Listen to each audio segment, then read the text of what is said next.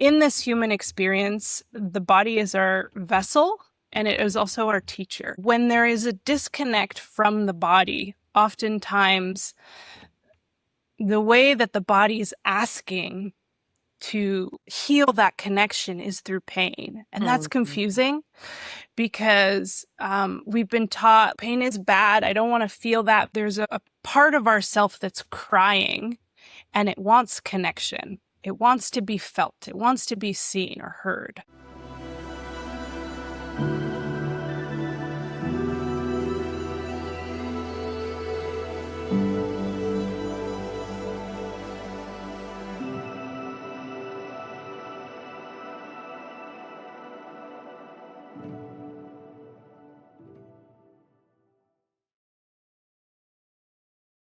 Welcome to the Veil Between Lives. We're honored you're here as we explore consciousness, the unseen, and the mysteries beyond ordinary experience. I'm Susan, joined by my co-host, Em. Hi, Em. Hi, and a warm welcome to Daniela. Dr. Daniela Lux Prizan has been a practitioner of the healing arts for 18 years, graduating with a doctorate from Emory University School of Medicine. Bringing Western and energy medicine, she offers integrative care addressing physical, emotional, and spiritual health. Known as a healer's healer, she's here to support big energy leaders who are always holding others. Her specialty is pelvic and gut health as well as somatic trauma resolution. Welcome, Daniela. Thank you. I'm honored to be here. Yeah. Wonderful. So we always like to start kind of with the backstory. So I'm super curious, what was life like as a young person? And did you have any intuitive gifts that helped shape you or direct you to the work that you're doing now? Yeah, I think I was one of those. I mean, I'm a highly sensitive individual, like I'm sure many of us are. And I was one of those kids that always saw through people. Meaning like adults would say something and I'd be like, that doesn't make sense to me. That's not what I'm feeling. And I would kind of call people out from a place of like genuine confusion and curiosity. And that was not warmly welcome. I learned that people don't like that.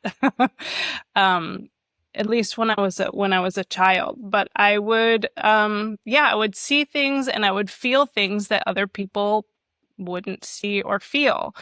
And I didn't understand that. My mom used to say, like, I live in the clouds or something, like I was making it up. I was dreaming. And so I just kind of accepted that until I learned actually, what you're feeling has truth to it. You're seeing things that other people don't see. And, I think because of that, I lived a lot in maybe a world of imagination, or kind of like I had a very creative mind because of that. Fantastic.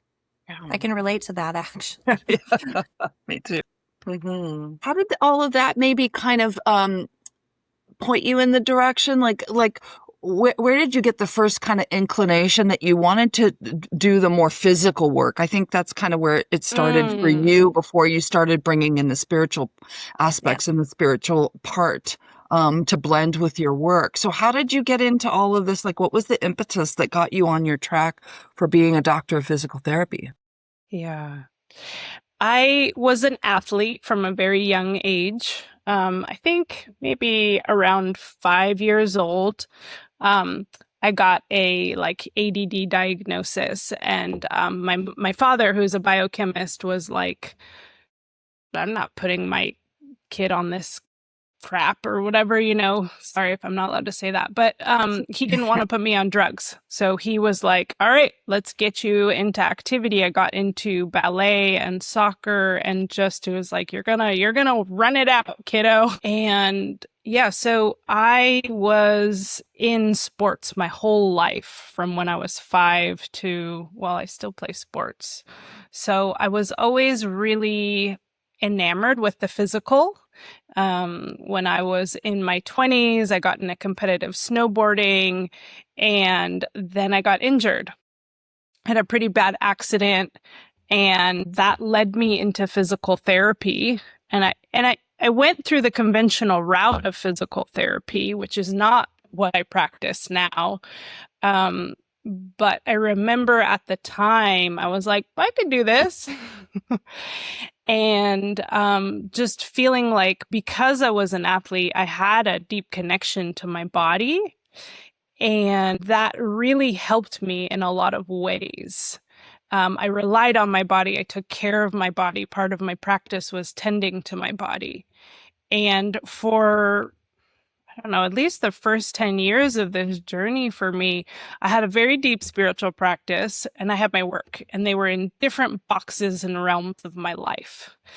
And it wasn't until things started showing up when I was in sessions with people. You know, a lot of times when people come to me with pain or dis-ease or some challenge that they're working through, they have a really hard time feeling their own bodies. There's a sense of numbness, there's a sense of disconnect. And they would ask me, well, what do you feel? And I got this question so often. At first I would deflect it. They're like, oh, it doesn't matter what I feel. You need to feel your body. And I actually recognized through feedback that that was actually quite dismissive of me as a practitioner. And that people really wanted to know what I was feeling, and people wanted to know what I was seeing, and people wanted to know the intuitive things that were coming through for me. Like that was valid information. And in my kind of professional realm, it's like, we don't talk about that. That's nobody's business. Don't tell people that, you know? And I actually had to give myself permission to share that with my clients coming in of oh, I'm seeing this, or I'm feeling this, or whoa, I just got this flash of doesn't feel like this world, you know? And once I started sharing that, people were really appreciative and it was really helpful. And so then I gave myself permission to open that wider and to share more. And then that became my practice. When you're getting these intuitive messages, when you're working with a patient, how are you receiving the information? Is it just an inner knowing, an inner direction? Is it a voice, a feeling, a sense? Is it something you see? How are you picking up on the information? Yeah. So my primary sense is, I think what they call clairsentient. So I've known it as I'm an empath. And so when I tune into the body, part of what I do is I extend my own energetic awareness to include that person. And so then I feel in my body what's happening in their body. So that's the clearest sense that I get. And then sometimes when I'm in those spaces, I get visual information. And then sometimes I would say the least would be I hear things, but all three of those show up. Yeah. And before I've heard you say that you intentionally pursued a doctorate just so you wouldn't have to occupy the role of the misunderstood healer again. And that's fascinating to me. Can you tell us more about that decision? Yeah. So that came out of being in a spiritual community. And in my spiritual community, there was a lot of people that were healers and that were kind of just struggling in life.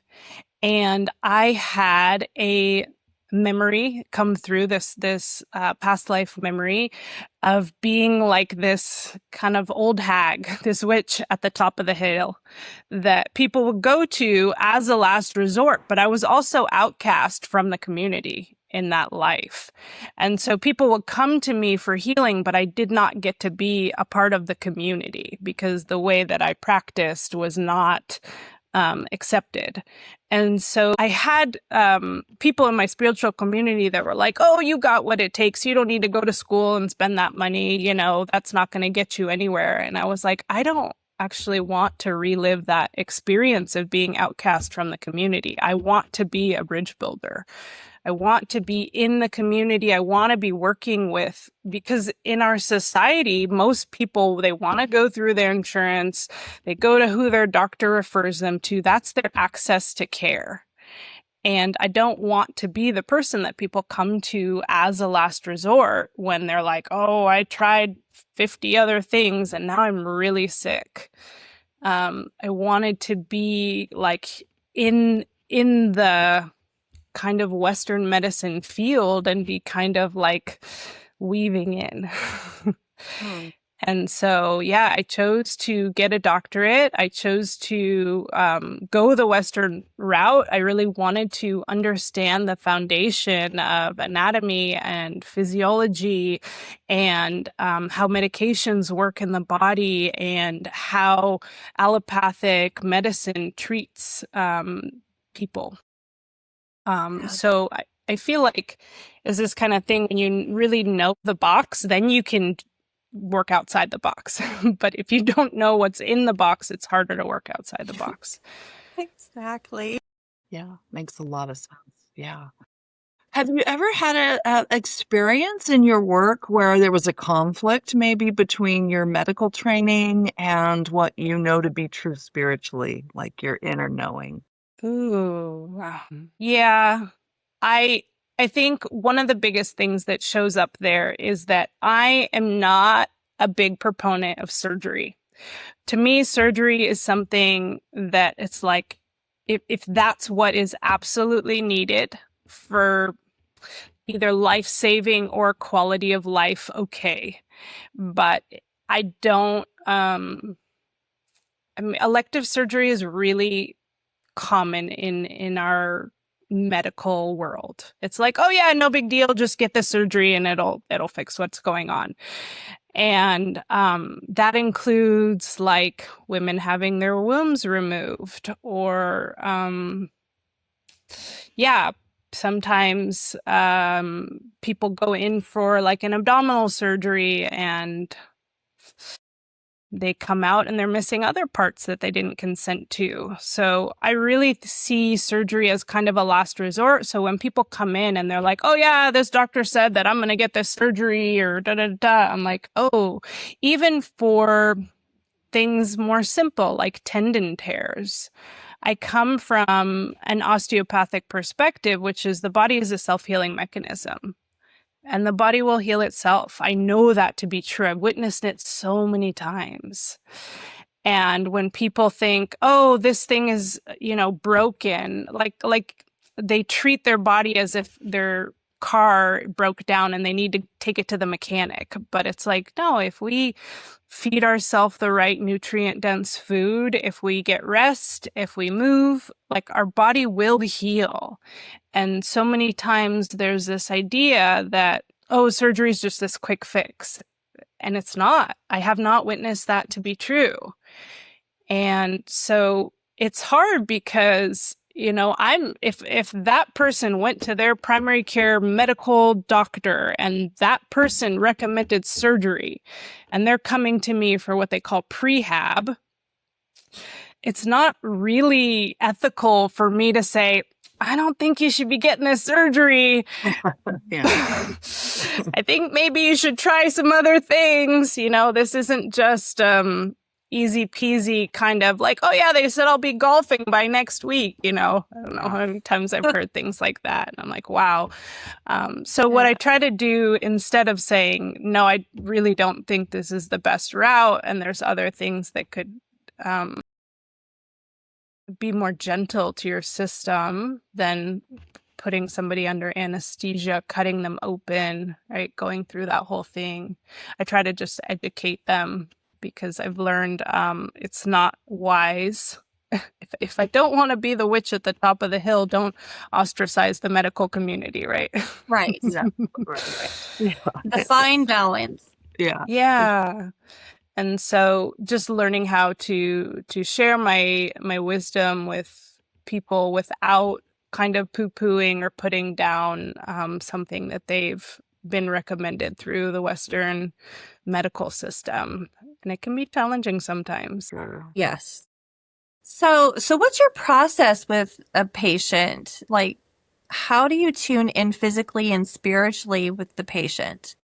Like, what does it look like when you see somebody? Yeah. Well, first sometimes people schedule a call with me and I get information that way, but not always. Sometimes people just come in and we sit down and we talk. And I really build that space into the first session. I'm like, people want to share their story. Their story is important to them. And they want to feel heard and they want to feel like somebody's listening. And a lot of times just in that story, there's already like, okay, here's some places to look in what they shared. And so I'll ask questions. And at that point, I oftentimes have an idea of where I might be going. And then I do a listening in standing. So in gravity, the person's standing, I'll put my hand on the top of their head. And again, I'm just extending my awareness through my hand, through their body, and I get information from the body right away. Sometimes that's not where I thought we were going. And I'm like, oh, interesting. Yeah.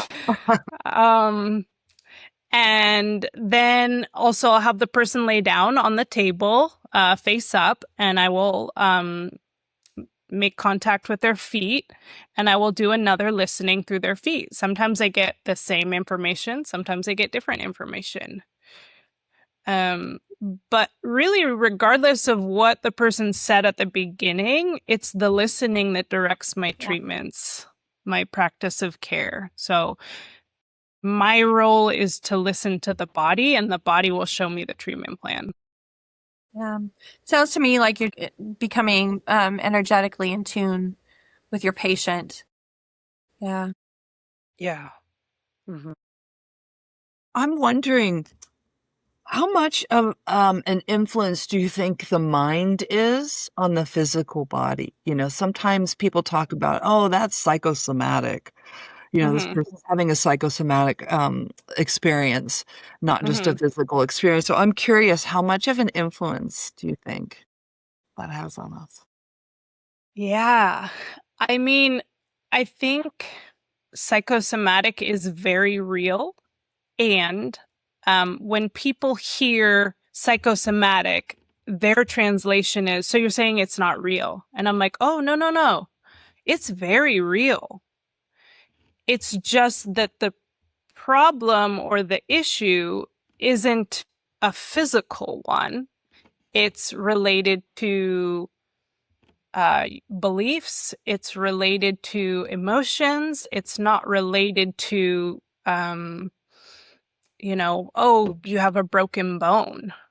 And I would say it shows up very often, when we have kind of a simple issue, like a broken bone or like a muscle strain, the body's pretty quick to heal that.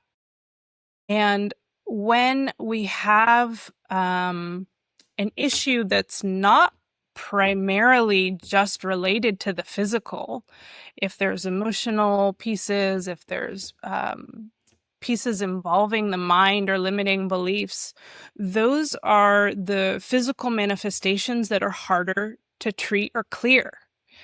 And so I find that when it is related to pieces that are psychosomatic, we have to go into those realms.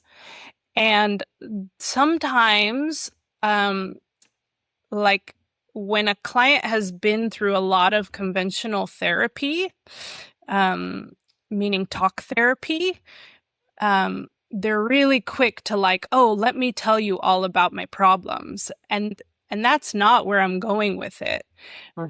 Because that is a disconnect. That is like, I'm going to talk up here and I'm going to tell you about this person that's on the table right now. And what I invite is for them to feel it in their soma, to feel it in their body.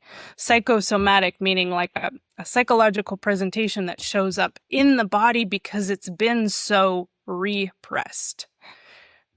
And when we give the body permission to express itself through felt sense experience, then a lot can move and be revealed, and people can then feel the connection between their mind and their physical body. Beautiful. Well said. I love that. I also remember in our previous conversation that you mentioned that there's a price to pay by not being in the body. Can you elaborate on that? Maybe a little? Yeah. Yeah. So I guess I'm going to share kind of part of my belief, which is that we chose to incarnate as humans to have a physical experience. And I believe that we are all spiritual by nature, and that in the spiritual realm, we don't get to have a body. We don't get to experience feelings such as pain or pleasure or rapture, things like that belong to the human experience. And so in this human experience, the body is our vessel and it is also our teacher. And when there is a disconnect from the body, oftentimes the way that the body is asking to heal that connection is through pain. And that's confusing because we've been taught like, ooh, pain is bad. I don't want to feel that. Pain means something's wrong. But pain in the body can also be like there's a part of ourself that's crying and it wants connection. It wants to be felt. It wants to be seen or heard. And when we disconnect from that part will oftentimes kind of show up in these shadowy or kind of underhanded ways to try and get attention, to try and get our presence. And usually those ways are not the ways that we celebrate. They can look like manipulation or underhandedness. They can look like disease. They can look like malaise, which is just like not feeling well in the body. It can look like fatigue. It can look like pain. It can look like numbness. Numbness is a big one. And we don't talk about numbness that much because what's to talk about, right? It's like I don't feel. And usually right next to the feeling of numbness, there is a feeling of too muchness, some kind of a feeling of overwhelm. And so oftentimes a feeling of numbness is a really good indicator that there is a disconnect in the body, that it's like, oh, there's too much. So I've kind of like pulled out and I'm watching my life either from above or behind a glass wall. And in that, it's like I don't get to experience the fullness of life for what it is. That's both the joy and the pleasure, and it's the heavier emotions that we're kind of taught to distract from or avoid. And I feel like, being in the human experience is having that full range of feeling. And that's part of the lesson that our soul chose to learn by coming here in this human experience. And so when we disconnect from the body, we're not fully embodied, right? But we're also not fully gleaning those experiences that the body is here to teach us. So well said, right? Pain gets our attention pretty quick, right? And it tends to get louder and louder when we're not listening. Right. Yeah. For people here that are disconnected with their body or are not feeling grounded or are not feeling, I wonder if you have a couple of quick ideas or suggestions of how somebody can get grounded back in their body, like something practical someone can do at home. Yeah. One of my favorite practices is bare feet on the earth. And if that's not accessible, then what's equally powerful is to imagine bare feet on the earth. So earth can be different things to different people. Sometimes I say earth and people are imagining themselves on a beach and their toes are squishing in the sand with the water lapping up against their feet. Other people see themselves in a grassy meadow with the butterflies and the flowers, and they feel the damp earth underneath them. Other people imagine like they're on a big slab, like the boulders at the Yuba River, right? Everybody has a different connection to the earth. But the beautiful thing about the mind is that it actually doesn't know the difference between what's real and what's imagined. And that's actually been vetted through research and brain scans, right? So if you can't get your bare feet on the earth, you get to imagine that. And then I would invite people to just feel the contact of the feet on the earth and to begin to extend your awareness below your feet. And that might look like roots sprouting from the bottom of your feet. It might look like something else. And then begin to receive a breath from the bottom of your feet, into your legs. And to do that for a few seconds, oftentimes is a really powerful way to feel more grounded. Yeah, that's a great practice. I recommend that to people that I work with as well. Yeah. So simple. Simple Effective. and so powerful.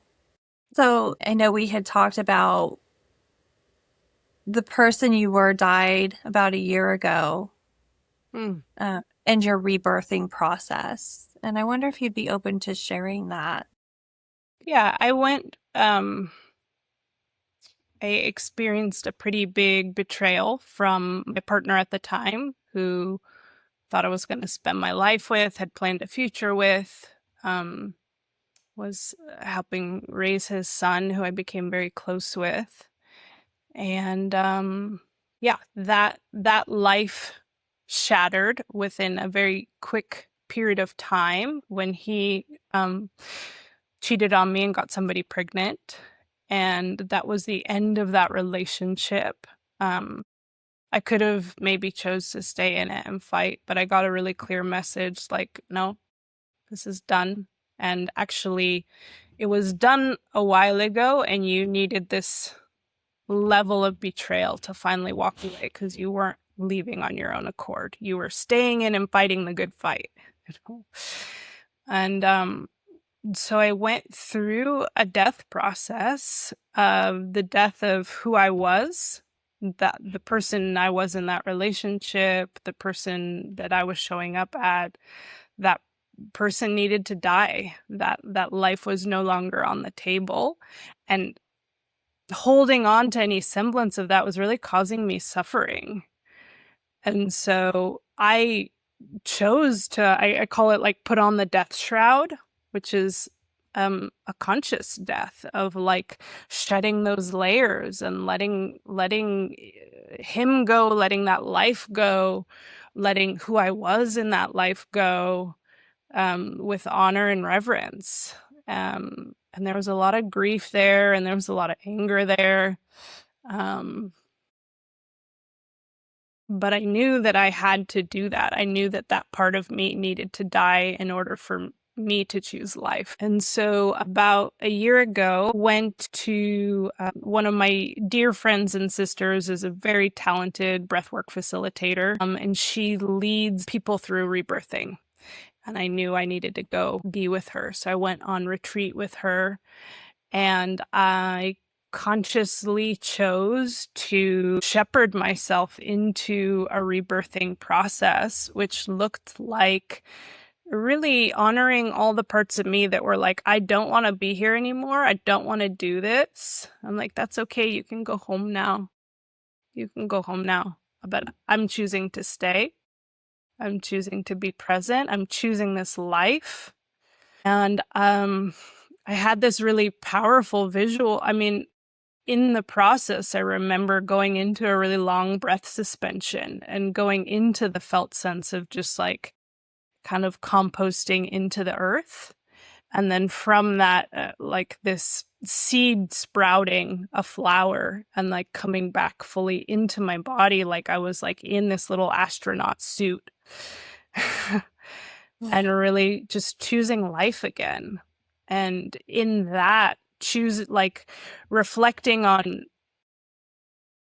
the parts of me that needed to die, or also the lessons that I needed to learn. The biggest one for me was around self-abandonment.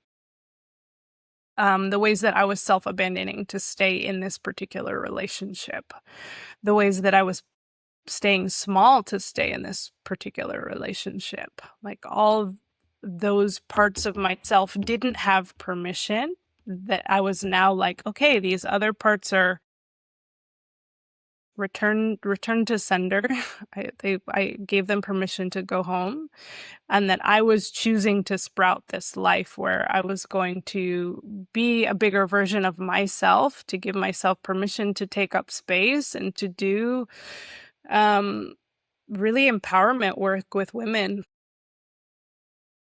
You know, we have these initiations that we go through, and that's part of the path of the dark feminine, is not just the life, but death on behalf of life. And it's an initiation.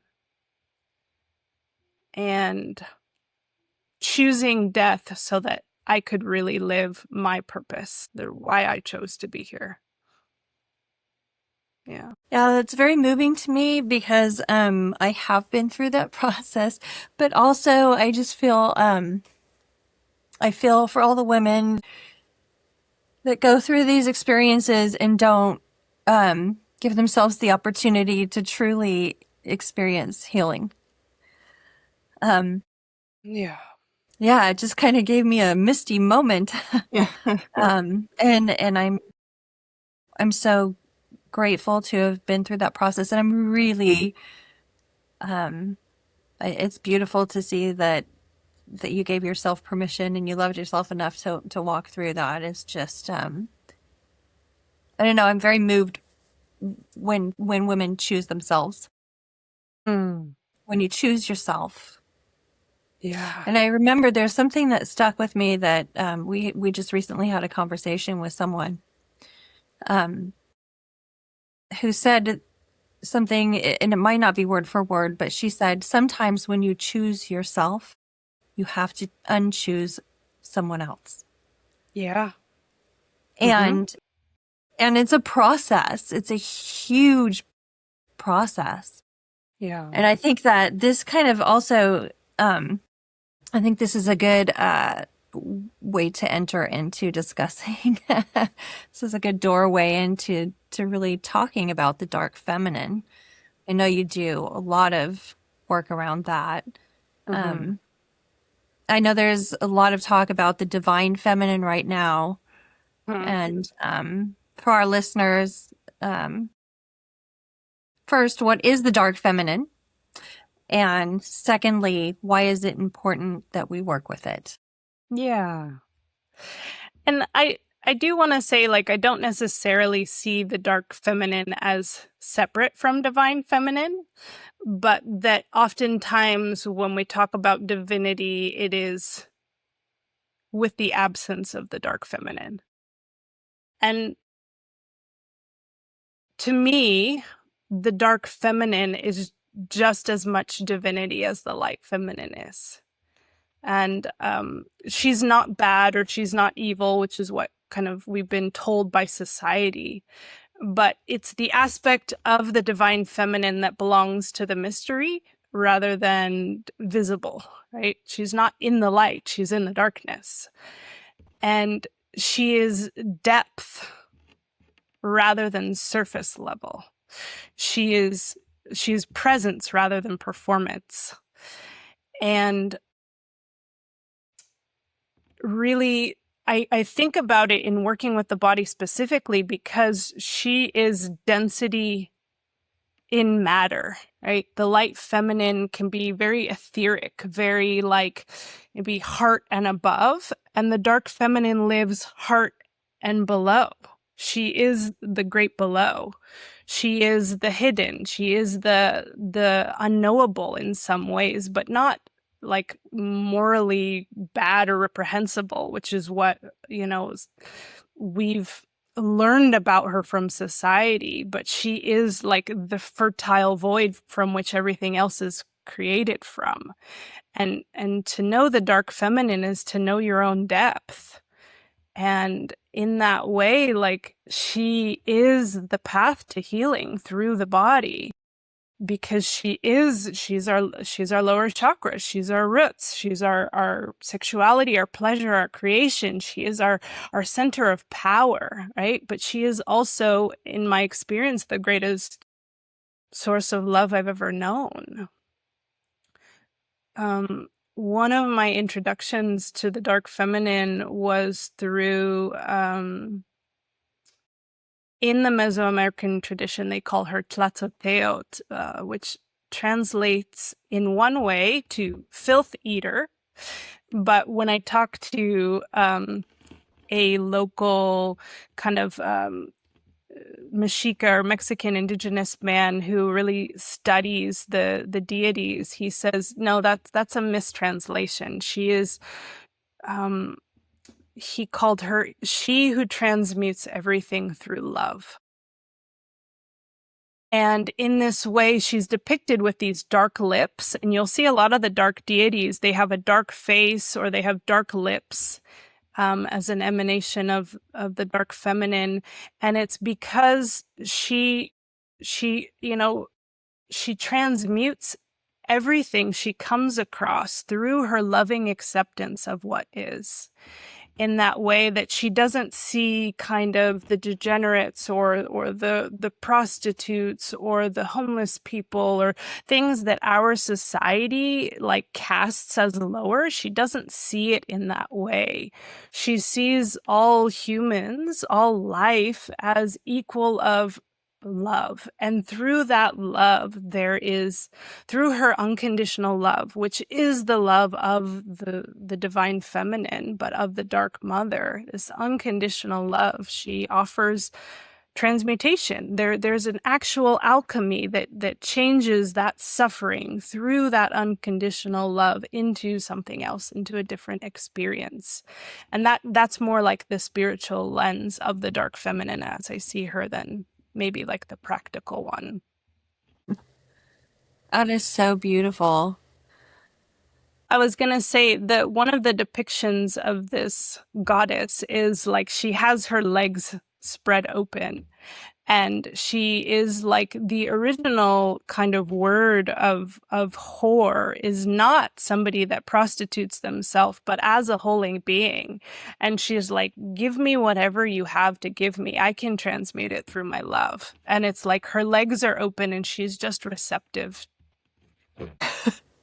Yeah, it's this. really, We could get really deep into that. That's really that's deep.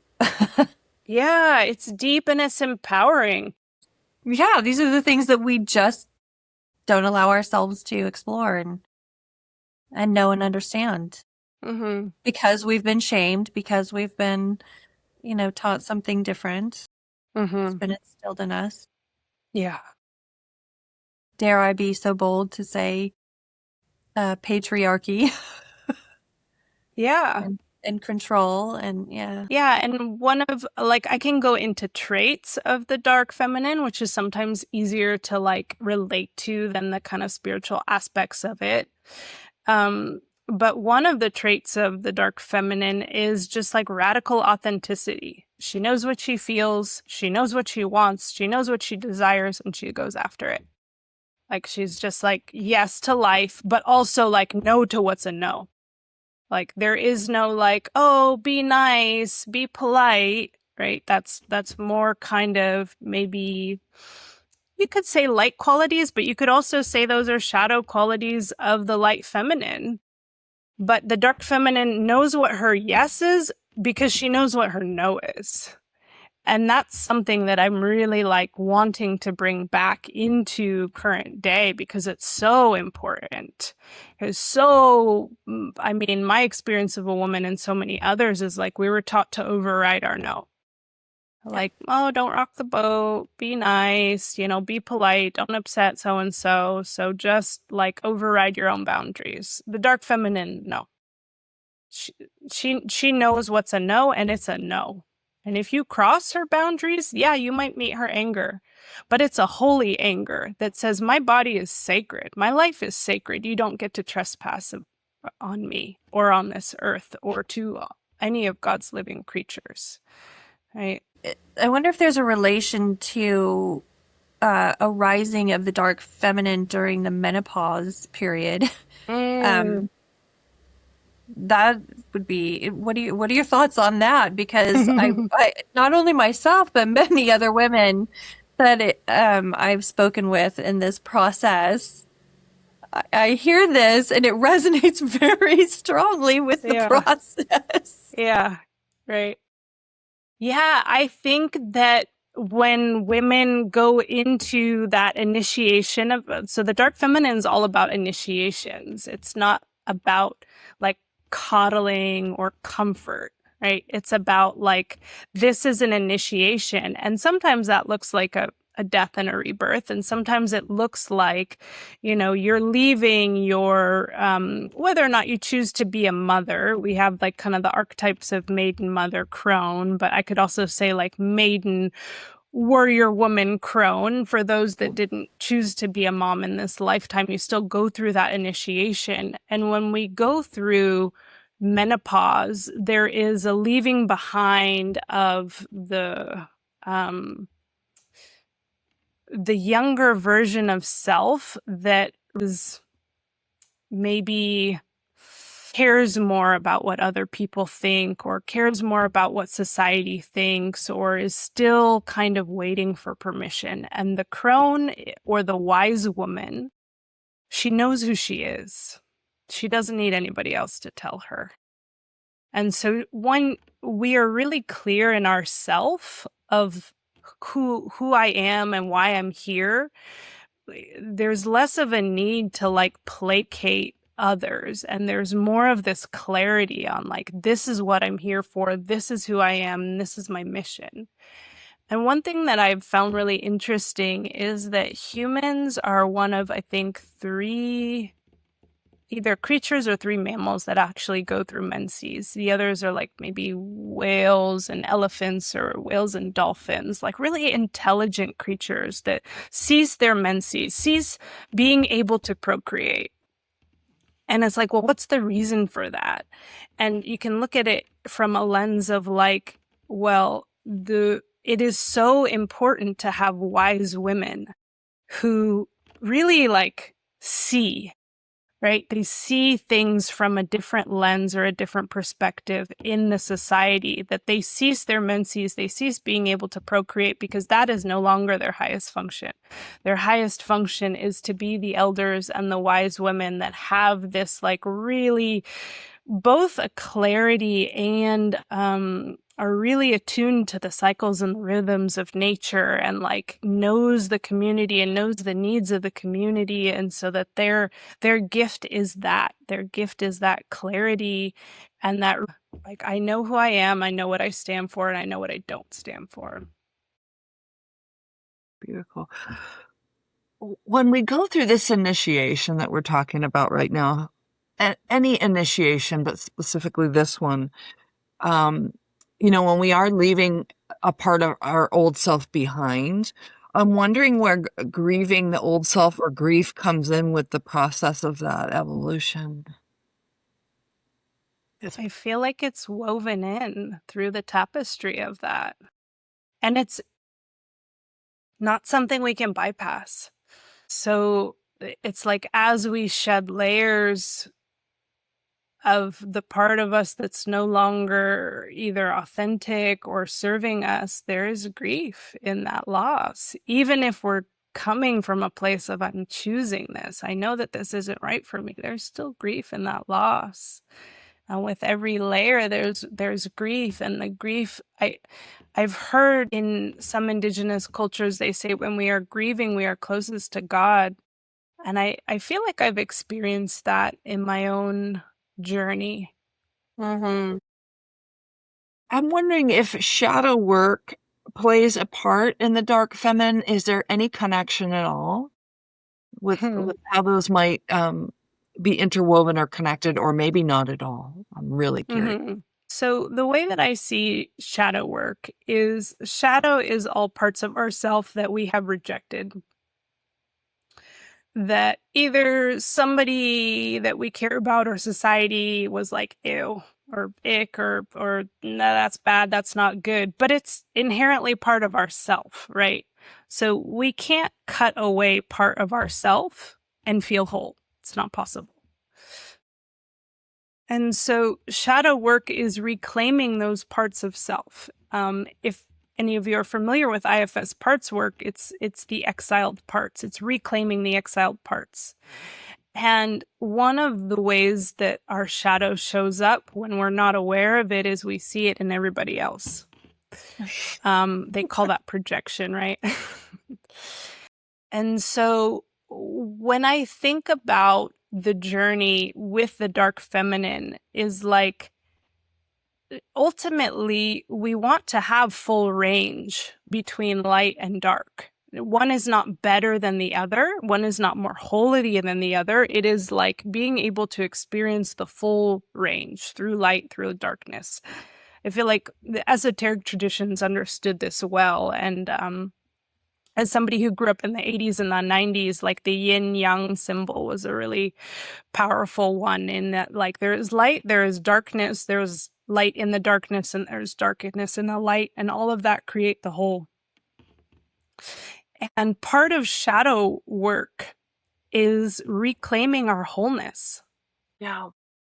And so we are actively exploring the parts of self that we don't like, that we've rejected, that we've exiled, and we're bringing them back into the tribe, bringing them back into our awareness so that we can integrate them and feel whole and complete within ourself. And so I do feel like it's part of this journey, but it's very different. And I did want to speak to that because a lot of times people conflate the dark feminine with the shadow feminine, and they're not the same. The light feminine has shadow parts. For example, shadow parts of the light feminine are like overgiving to the point of exhaustion, victim identification, feeling powerless. I guess that's a little bit similar. While the shadow feminine is like really any kind of unconscious wounds, any like distortions that we have that are not consistent with the whole reality. And so they're like these fractured pieces of self that had to go live in a different reality. Mm-hmm. So a lot of times people associate dark feminine with shadow feminine when they think of things like manipulation or lust or addictions or things like that. That is not the dark feminine. That's part of the shadow of the dark feminine. That's the things that show up when you don't claim your dark feminine. So oftentimes when we reject, say we're like, oh, I'm a spiritual being, love and light only. I reject the dark feminine. So how is that going to show up? It's going to push you into the shadow because you're not accepting that part. So the shadows come up, like I said, in these kind of backhanded, manipulative ways because they're like, hey, I'm part of this, right? They're not just going to go away and disappear. They're going to show up in ugly ways or kind of these sideways or sabotaging ways that actually create suffering, that actually hurt people, that actually hurt ourselves, you know? Like when we think about shadow light feminine, it's like turning the knife towards self. When we think about shadow dark feminine, it's turning the knife towards others. Either way, we're causing harm. One harm is not better than a different harm. It's just a different kind of directionality of that. But that harm, the only way to integrate that is to really accept these parts of ourself that we have deemed as unlovable. and let the dark feminine love them. Let her accept them. Like I was speaking to before, part of her archetype is that like this unconditional love of all life and all beings. And when we don't have that love for ourselves, then those things get cast into shadow and then they create trouble. This understanding of the difference between the shadow work and the dark feminine. I think that there's not enough information about that work. Mm-hmm. And I know you were talking about, maybe holding some sort of workshop on that later this year. And Mm-hmm. I personally am very much looking forward to that. Yeah. Yeah. So in the fall, I will hold a group retreat, and this work is just for women, and it is an initiation. And this particular journey is into the void. So the void is another aspect of the dark feminine, which I personally just like, I love and I get really excited about. And for some, the void is scary because the void is nothingness, but the void is also infinite potential.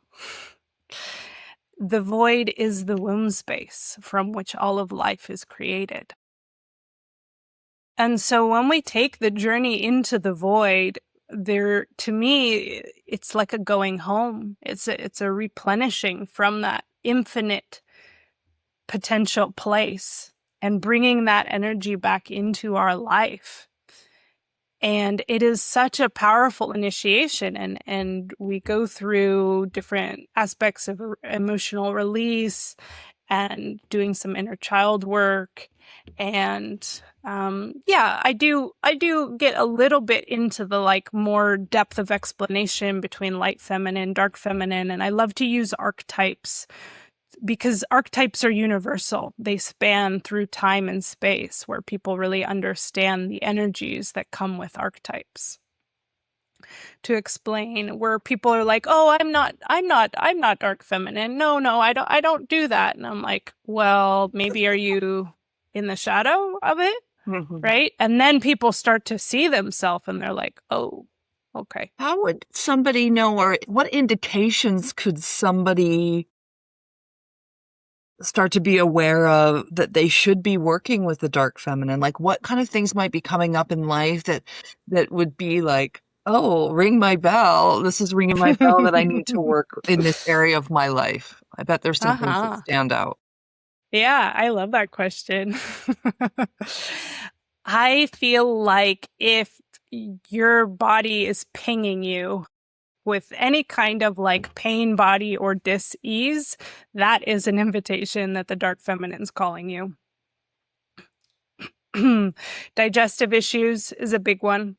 Loss of pleasure in your life. Loss of like, I'm going to say vitality, which also includes sexual vitality. If you are feeling rage bubbling up at what's happening in the collective here and now, that is the dark feminine knocking on your door. That is not something to push down.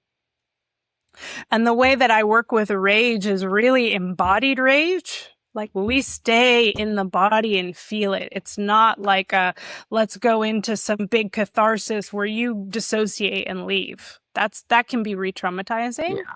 Huh? But like, how much can I feel and stay fully present? Like I said, the dark feminine is about presence, not performance, right? You're going to stay present with it. We stay grounded with it. We let it inform us, because rage doesn't show up over like nothing. Rage shows up because our boundaries have been violated, or because there is really something happening that is like, I will not stand for this, right?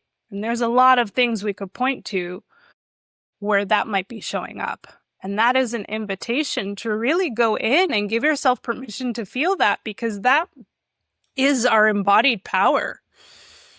Rage says, no, I'm not going to stand that. I'm not going to tolerate that in the name of love, in the name of like what I do believe in, not just for destruction's sake, right? It's not like, oh, let's burn the house down and move on. It's like that shows up because it's like I'm protecting something that's really near and dear to my heart, whether that's children, whether that's the earth, whether that's something else, right? Yeah. Time feels like an important stirring for all of this just time in the world, right? And the Yeah. rise of the feminine and her stepping into her power. It just feels like a very big theme right now. Yeah.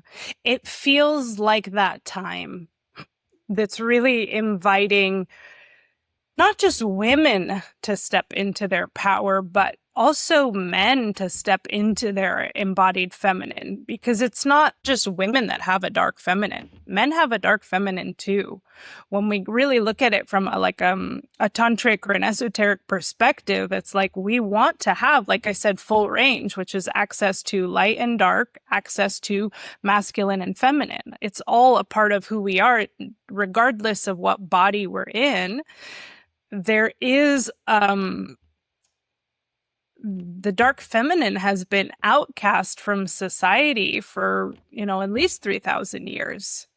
But part of her role in society was really attuning to, like I said, the cycles and the rhythms of nature, honoring life, transmuting some of these heavier, denser energies on death on behalf of life.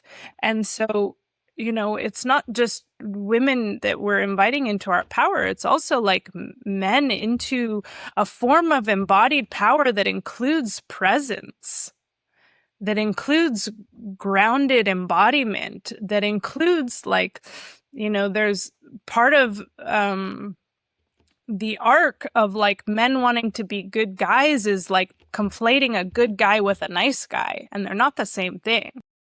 That nice guy energy, like I said, again, is the shadow of the light, which is just like, yeah, okay, whatever. Okay, it's fine. It's fine. It's fine. No, it's not fine.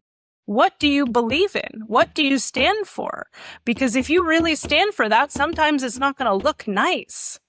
Sometimes it's going to look like, no, you do not get to trespass over me or what I believe in or what I care about. And that's not nice, but that's the goodness, right? That's that empowered, like, no, I protect my family and what I care about. I protect this earth. I protect the animals. I protect the children, right? So it's an invitation to both men and women to embody this archetype that has been really outcast from society, and we see how the underbelly or the shadow of that comes out when she doesn't have permission to be in her embodied power. And I feel like this time is like, yeah, she's being called forth to lead in a different way, to love, to experience love in a different way. So glad you brought up the male aspect in all of this too. So important right now. I think there's a lot of healing that needs to be done there.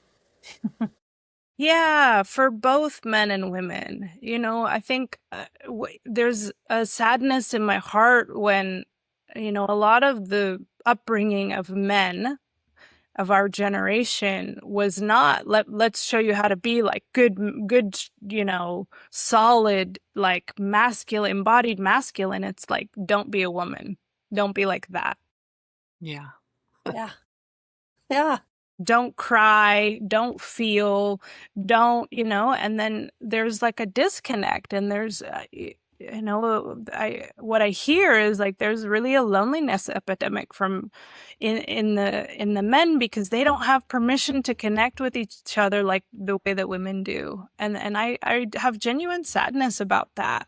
Like I want men to connect with each other in a good way, to like be able to like snuggle or hug or do connect in ways that don't always involve sexuality, right? It's just genuine love and bond, and all living beings need that.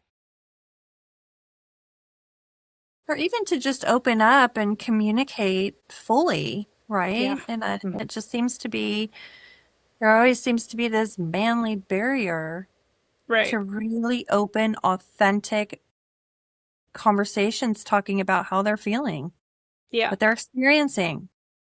Right. Yeah. And part of that is a willingness to be vulnerable. Yeah. Right. And if men are taught, well, don't be like that. Don't be like women. Women are vulnerable. Right. There is like this, oh, okay, well, I can't do that. And that's like being vulnerable is how we feel connection. It really is. Yeah. Now, I do feel that men get cut off from that connection, like you're saying about the because of the vulnerability, and they're not, that men were not given permission to be vulnerable, especially in this time that we're in right now. So I think, yeah, what you mentioned about the loneliness really, Yeah. really They resonates. need that too. Yeah. Yeah. They need They, support. And yeah, they do. Support to feel seen, not for what heard. they do, but for who they are. Exactly. Yeah. And to Yeah. Yeah. be able to be invulnerable so they have access to their emotions. I see a lot of men that are cut off Yeah. from access to their emotions. Well, rich conversation, Yeah, Yeah. ladies. very rich Yeah. conversation.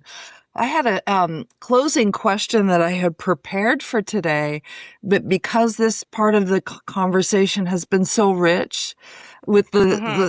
the dark feminine, I think I'm going to change my question and um, for something that listeners can take away with today. What is some wisdom that you can share about the dark feminine and how that can enrich our lives, both men and women? Hmm. The dark feminine is a permission space to feel everything. And in that feeling, it is embodied healing, healing in the body. And to me, that's where true healing emerges from. And so connecting with the dark feminine, we're giving ourselves permission to feel the things that we don't want to feel. And in that lies our growth and freedom. And she is, her essence is depth, right? So there is this journey of descent with the dark feminine, which is down and into the body, sometimes down and into the earth, right? And in that, there is what I have found as infinite potential for healing, for growth, for freedom, for renewal. There is this, yeah, like the womb itself, there is this infinite potential that is life-giving in nature, and we all have access to it. And so whether you're struggling with that burnout or like not wanting to live or feeling like life is too much, like let yourself be held in the arms of the Dark Mother. Let her offer you that unconditional love and that depth of renewal, of nurturance. Beautiful. Yeah. Well, this has been a deep and meaningful conversation. Mhm. And I cannot thank you enough, Daniela, for having it with us. Yeah, thanks for inviting me. Yeah, it has created, I know for myself, deep reflection and a deeper understanding of, resources that we all have. Yeah, and I just can't wait to experience hopefully more with you in the future. Mhm. Yeah. And which leads me to how can our listeners find you? I know we'll put all your information in our show notes, but Mhm. how can our listeners find and connect with you? Yeah. Well, I have a website, soluxpt.com, which you can share. Also on social media, Instagram at soluxpt. And I would love to work with any of you that feel called to journey with the dark feminine or are struggling with different ailments of the body that are showing up, and really explore that from a different lens, really bringing in, yes, the esoteric, but also physical, energetic, emotional. And then I also do group retreats a couple times a year. So if you're called to that, you can reach out to me. I am local to Grass Valley, and I will offer kind of apprenticeship work for people that want to learn how to heal through touch and do that through listening to the body and offering the body missing resources. And then I also do women's initiation work, specifically with the dark feminine, and journeying it into the void is one way. We also bring in I am a lineage holder for the sweat lodge from the moon dance tradition, size 4 sweat lodge, which in that tradition is a return to the womb of the mother. And so using different ancient technologies is oftentimes this remembering. We get to remember who we are before the world told us who to be. All right. Well, thank you for stepping into this space with us. Yes.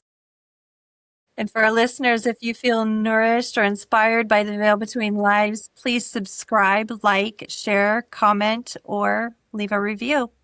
It helps these conversations reach the souls meant to find them. And Daniela, thank you so much. Thank you so much, Em and Susan. It was so lovely talking to you today. Thank you. Bye, everyone.